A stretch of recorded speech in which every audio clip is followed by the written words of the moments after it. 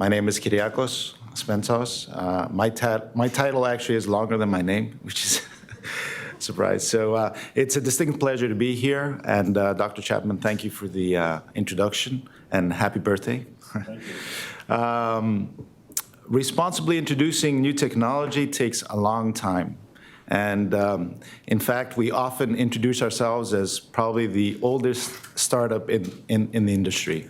It's taken more than 18 years for Intrinsic to get here. Our company is based in Boston, and we've had a singular focus on annular closure. So we have developed a barricade device, which is intended to close large defects in the annulus, and therefore reducing recurrent reherniation and reoperations in patients that are at high risk. I'm very excited to be here. It's obviously been a long journey for us. We have recently received the FDA PMA approval earlier this year, and we're targeting a commercial launch early next year with a new reimbursement code. This is an incredible milestone for our company. After more than 10 years of clinical data OUS, primarily in Europe, that included the successful completion of a level 1 superiority study. It's the largest study done in discectomy, having had more than 7,000 patients commercially treated and 25 publications. This is probably one of the first disruptive technologies to be approved in the US with no prior US clinical experience. So in my overview today, I will discuss the unmet clinical need, safety, efficacy, and very importantly, the health economic benefit, and all claims are supported by published level 1 data. So as you know, discectomy is the most commonly performed spine procedure with approximately 1 million patients operated each year worldwide. It's mostly viewed as successful with a clear indication in immediate pain relief. However, we have to look at the large population-based studies that have demonstrated both patient satisfaction, even at first year, and significant reoperation rates over time. Our company's development has been based on our founder's personal story, and I guess that's true for many innovations. So I'd like to start with that. Greg Labrecht is the founder and a very good friend. 20 years ago, his mother experienced a reherniation, and 3 surgeries later, there's subsequent degeneration, and obviously here's the photo with Greg and his mom. So this has driven Greg and our team towards a permanent solution in closing the annular defect. You learn through failure. So the initial designs, which were free-floating designs placed into the disc space, failed due to migrations. And it was finally in 2008 that the bone-anchored concept was introduced. That has now provided for safe, long-term stability and superior clinical outcomes. In order to better understand the value barricade can have for a patient's outcome, let us start with the unmet clinical need and in defining the high-risk patient. When looking at total discectomy populations, the reherniation rates are at 10% in 2 years, but not all patients are at the same risk for reherniation. What if you could predict which patients are at the highest risk? A recent meta-analysis, including 1,650 patients published in Spine, showed that large defects equal or greater than 6 millimeters, which is the width of a pen-filled probe, in the annulus lead to a substantially higher rate of recurrence and reoperation. This systematic review confirmed that at least 30% of lumbar discectomy patients have large defects in discectomy, and in this subpopulation, the recurrence and reoperation rates are at 2.5 times higher compared to smaller defect groups. When focusing on this subpopulation, the recurrence rate is high. It is 25%, or 1 in 4 patients, with symptomatic reherniation at 2 years. And I know this strikes many when you hear this, but we have to always remember that this is a subset of the total discectomy population. Kyriacos, in fact, was the first to publish on this high-risk population back in 2003, where he had seen 27% symptomatic reherniation rates in large defect patients, and only 1% in what he called small or slit defects. The barricade. The implant consists of a mesh, which is made of Dacron material. This is a non-degradable, flexible polyester barrier in multiple layers and in various widths to properly seal the defect. And there's a marker placed at the tip for post-operative identification. Kept in place by a titanium bone anchor fixed to the adjacent vertebral body. The implant can be placed in the inferior or superior vertebral body, depending on the location of the defect. And as you can see, with minimal artifacts on MRI. So it's taken 10 years of clinical experience to move through the steps required to deliver level 1 evidence, resulting in over 25 publications in peer-reviewed journals, and with more than 7,000 patients treated commercially in a very responsible introduction, primarily in Europe, in Germany, where we've been direct, and in select markets around the world, and that's been primarily my responsibility the past 8 years in traveling the globe. We'll have to review the results of Barricade as demonstrated through our big European multi-center prospective randomized superiority study that was designed in collaboration with the FDA in 2010. So the study looked to evaluate only patients with the definition of high risk. So that is the tall disc preoperatively and large annular defect, and looked to compare them to the standard of treatment, which is discectomy. As already said, this is a multi-center randomized superiority trial, and it's when we refer to superiority, it's actually it's the only superiority trial in spine.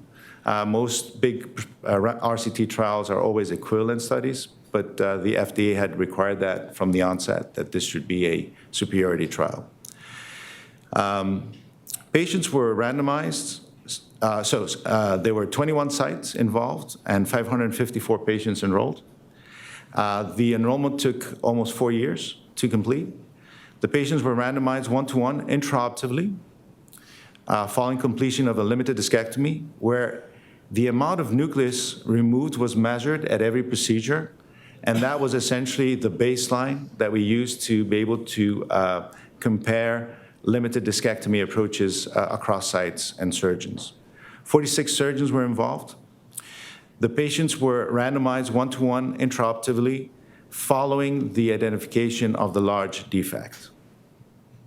So in this way, there was no way to bias the surgical procedure towards any group. The inclusion criteria included preoperatively 6 weeks conservative care and minimum disc height of 5 millimeters. And as you can see here, the disc height was measured posteriorly, where the implant would be finally placed. So essentially, we're looking for tall discs. And obviously, the identification of an existing large defect, as we said, 6 millimeters, which is the width of a pen-filled probe. The study design was developed in collaboration with FDA and included 2 co-primary endpoints at 2 years. Prevention of reherniation, which was the first, and I think an obvious one. And the second one was the safety and effectiveness composite endpoint, which included 8 unique endpoints that had to be met in order for the study to be successful. As you can see, Barricade was found to be superior on both endpoints by a significant margin. So the study results have been published in the Spine Journal in May 2018. The lead author is Professor Tomei from University of Innsbruck in Austria. And we've been very, very fortunate to have top centers involved in Northern Europe, 10 in Germany, and then we're spanning the Netherlands, Austria, Belgium, Switzerland, and France. We have copies of the article along with synopsis of our latest publications for you to take following this presentation. So, what were the outcomes? As we can see here, the trial confirmed the high-risk patient population, and looking at the symptomatic reherniation rates out to 2 years, the top line is indicating the control group, and as you can see, we are at that 25% mark, which is surprisingly very, very high. So I think the description for a high-risk patient is accurate. What the barricade group did was to essentially reduce that symptomatic reherniation rate by 50%, and that differential was maintained out to 3 and 5 years, as we are essentially following all patients out to 5 years. The same benefit was also observed when looking at reoperations for any reason. And keep in mind that we are comparing a non-instrumented to an instrumented procedure. So in this result, we're looking at and including all device-related complications. So there's a significant differential. And when specifically we're looking at reoperations at index level for reherniation, that reduction was at 70%. Same is true here. It's maintained to 3 and out to 5 years. I think this is a very, very important slide. And oftentimes, when referring to discectomy and repeat discectomies, the associated disability following secondary procedures is often not well appreciated. So in the RCT, what we did was to compare the first-time treated patients, so that included both discectomy and barricade, to all patients that had a reoperation. And the comparison showed that at 2 years, patients having a reoperation are at 2.5 times greater disability, looking at the pain scores.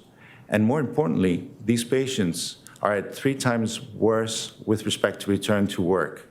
So keep in mind that this patient population is at an average age of 43 in the study. So I honestly believe that this was probably one of the important findings that the FDA considered in giving us the PMA approval. Our result and our findings are confirmed by other studies. As you know, the sports trial and the Swedish registry have indicated this issue. So in order to better assess the benefit and looking at benefit to risk ratio, and as Dr. Chapman said, why use an implant in the discectomy? We also have to see the specific device-related failures. So you do a study to learn from it. And what we see here is that we have few device-related events. However, they are there, and there are failures. With respect to the anchor, and not only from the study, but also from our commercial experience, the anchor is probably the safest component from the implant. We see here one anchor fracture that had to do with incorrect placement, where there was impingement from the opposing end plate. So position of the implant is critical. Secondly, we had 2 migrations. Migrations, if they happen very, very quickly because the bone is osteoporotic. So these were diabetic, obese patients, so wrongly indicated. Now, with the mesh, we have seen detachments and migrations on the mesh.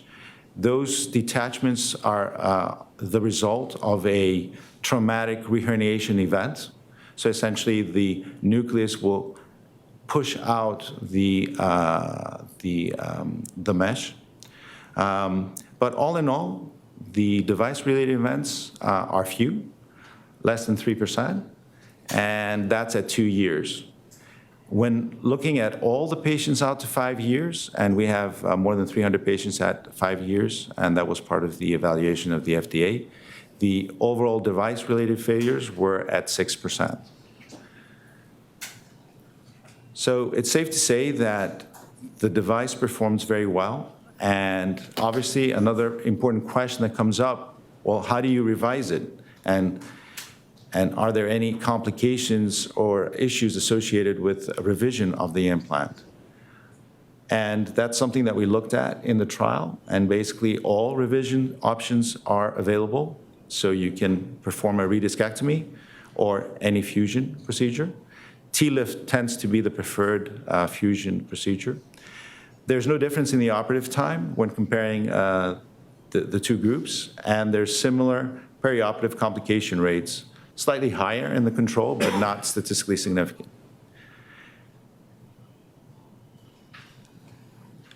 Something quite unique to the study is also the fact that we followed all these discectomy patients with CTs. And there's new findings, new radiographic findings coming from the data. We've identified end plate changes, and CT is the only way to truly identify that. And what's interesting is that 50% of the patients indicate an end plate change even before surgery.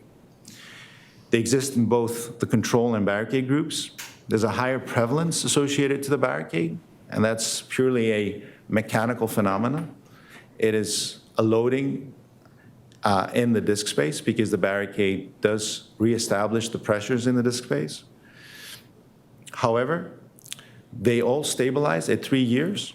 And obviously, this has been a topic that has been highly investigated and scrutinized. And we've been able to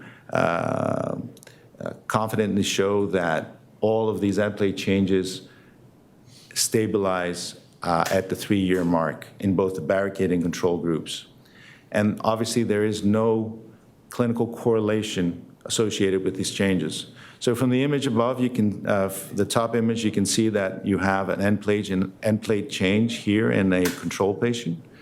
And the same is true for the barricade. And in fact, you can see on the level above the beginning of an end plate change.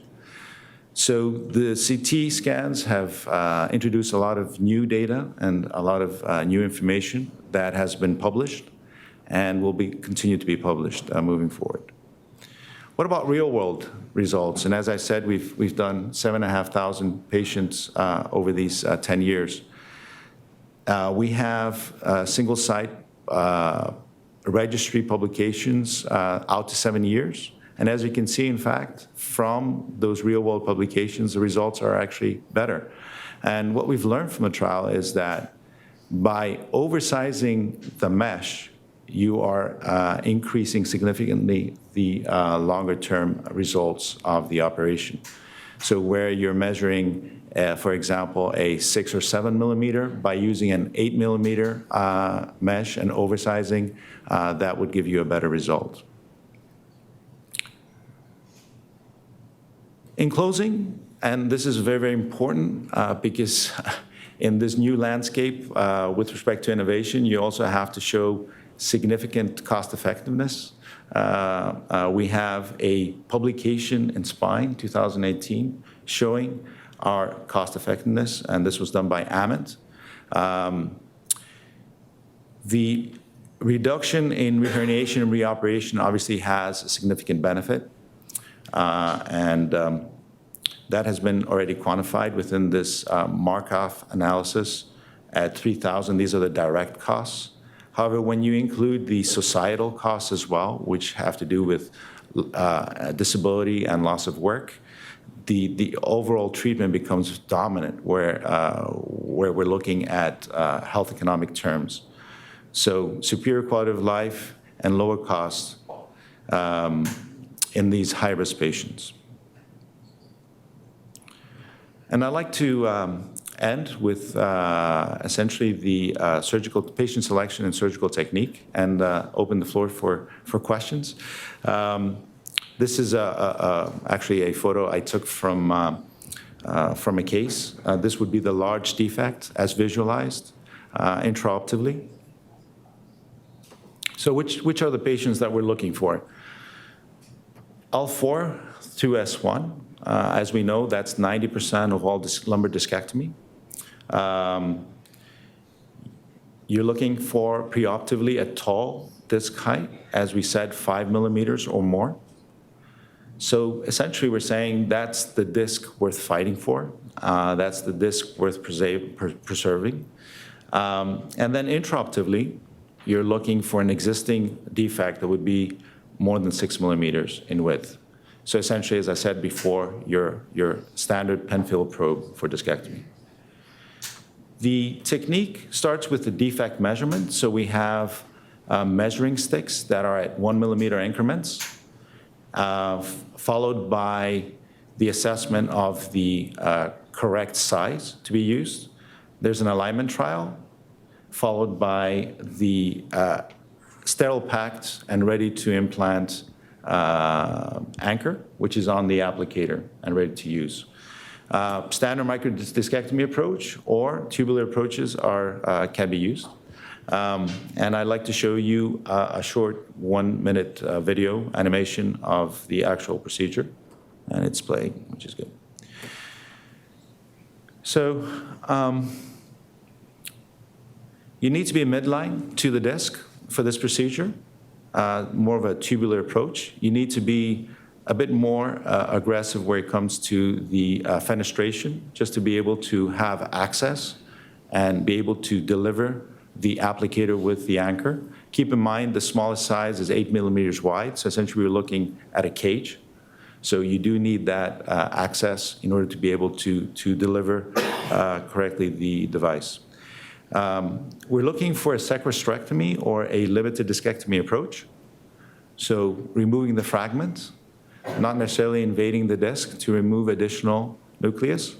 We're then proceeding with the measurement. As you can see here, these are the measuring sticks that are at 1 millimeter increments until you actually have that tactile feeling that you have correctly assessed the width of the defect. And based on that, you decide on the size. Our experience has been to oversize in order to have better results. You then use the trial, which essentially is there to be able to assess that the access is appropriate, and you can actually get the implant down. It's very, very important, and this is probably the most critical step, to be properly aligned to the end plate. Here you see the actual applicator and implants being positioned. So as you can see, the nose of the implant is going into the defect, and you have to feel that.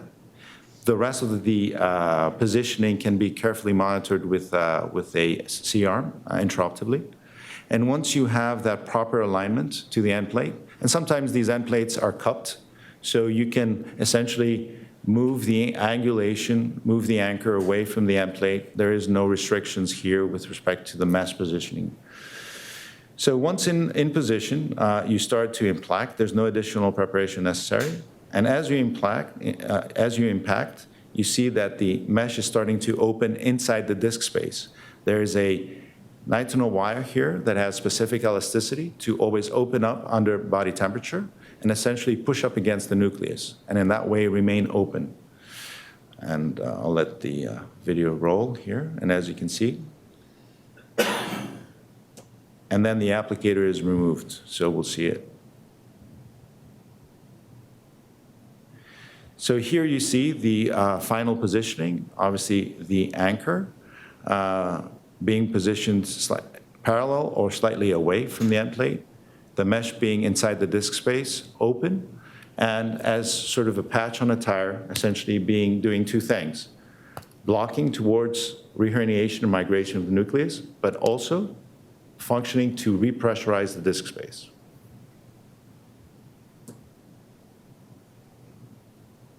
All in all, the procedure, and this is very important to see that you're actually through cortical bone. All in all, the procedure, if you have the C-arm in place from the beginning, would take about 5 minutes to complete. So in summary, 1 in 4 patients, when seen with a tall disc and a large defect, have asymptomatic reherniation at 2 years. Barricade cuts reoperations in half. Device-related events are low. The Barricade burns no bridges with respect to revision strategies and is cost-effective. So I'd like to thank you for your attention and open up for questions. Great. Well, thank you. Good job. So, questions. Let me fire up first. No, you go first. You go first, Chris. Great presentation. It was very nicely presented. But I just have a few questions, just more for clarification. So if you have to go in there for, let's say, a disc reherniates and you want to go in there and do another discectomy, do you have to remove the device to do the redo discectomy? So, yeah, thank you for the question. Very important question. As you did see, we do not eliminate reherniation or reoperation, so there is some failure. So you have a couple of situations here. You may have a reherniation where basically the implant, both anchor and mesh, are in position, in which case you have a fragment that's come around the mesh for some reason, and essentially at that, the suggestion there is just to remove the free fragment and leave the implant in place. As I said before, you may also have a situation where, due to the traumatic event, you have a nucleus reherniation that is pushed through the mesh. In which case, in that case, it's very, very easy to cut the Dacron material intraoperatively. Takes a couple seconds, and obviously remove the fragment, in which case then the decision will be to either leave as or proceed with a more aggressive discectomy or do a fusion. The anchor,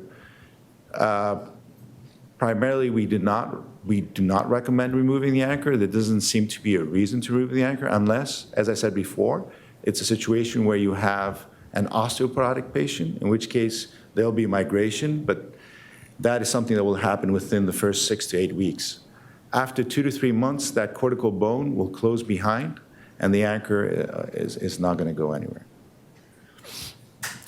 By the way, we do have a very nice single-use extraction instrument to remove the anchor because that question always comes up. Thank you. So question, do you have histology slides to tell us what happens with the fiber mesh here? So what actually grows into that? Is this hydrophilic, by the way? Would you want something to go into that or not?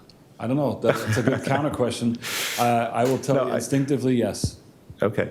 I want there to be at least fibroblast bonding. That was the expectation from a lot of the investigators and sort of looking at the re-ops and thinking that there'll be some type of scarring or ingrowth. The mesh actually is quite inert.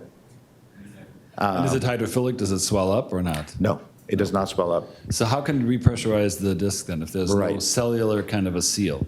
So it's the analogy of a car tire. So if you have air in the tire and you put a patch on it, it does repressurize by just simply keeping the air in the tire. So that's exactly what the mesh is doing. By being up against the nucleus and by having sort of a dynamic motion, by both blocking, it's also repressurizing. And we've done some biomechanical studies, which have been published, in showing that we are actually able to bring back the pressure in the disc space. And as you know, that's very, very important for the actual biology and functioning of the disc.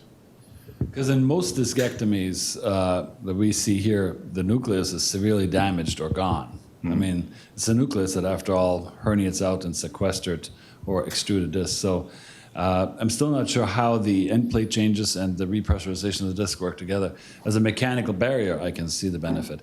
Did you say that you have to put this in pretty much in the center of the spine? So, because most, in terms of placement, your video suggests that you're putting it into the center of the spine, right, of the vertebra, or do you put it posterolateral? No, it's posterolateral. Okay, because the animation made it look like center. Yes, it's where the defect is. Okay. So we're placing the anchor and the mesh where the weakest point of the annulus is. That's what we're looking to repair. Okay. Rod, any thoughts? I mean, it looks really appealing. I think that the details in terms of, like, you know, what patients get it, I think, place, it all sounds great. So what's the cost? Great question. I could turn it over to Tim for the cost, but I'll bring the microphone to you, but you can start walking. At this point, Intrinsic Therapeutics has not priced the product, and the reason is that they're in pre-commercialization mode. A commercialization and launch will occur in early 2020. A new tech APC code has been applied for.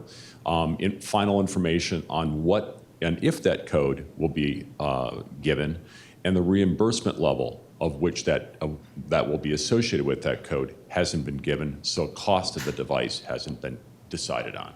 So a few things are going to occur in the next few months, which will provide clarification on reimbursement and cost. So more to come in the next few months. The nice thing is that the company has a very robust market access team to address reimbursement, workers' comp, critical areas to provide product access. Because as you know, at this point in time, discectomies are a commodity procedure that's usually done in an outpatient environment with an extremely tight fiscal margin. So every little tool, every $200 disposable that Dr. Rowe wants to put in for his endoscopic discectomies is already scrutinized and usually hacked. So that's The obviously reimbursement is it's down to like $50 for the procedure. So I think if you could strategically price this, I think pricing is going to be a huge barrier to getting into hospitals. I think the company has. The company definitely has an expectation that in today's healthcare market, that it will have to be very competitively priced. But I think the important thing also is that with the product and the inherent clinical value, the expectation is that what's reimbursed will be appropriate in line with that value and what it provides to patients, those high-risk patients. But pricing will certainly have to be appropriate and competitive. Well, more to be discussed. Thank you so much. Thank you, Tim. Thank you. thank you very much.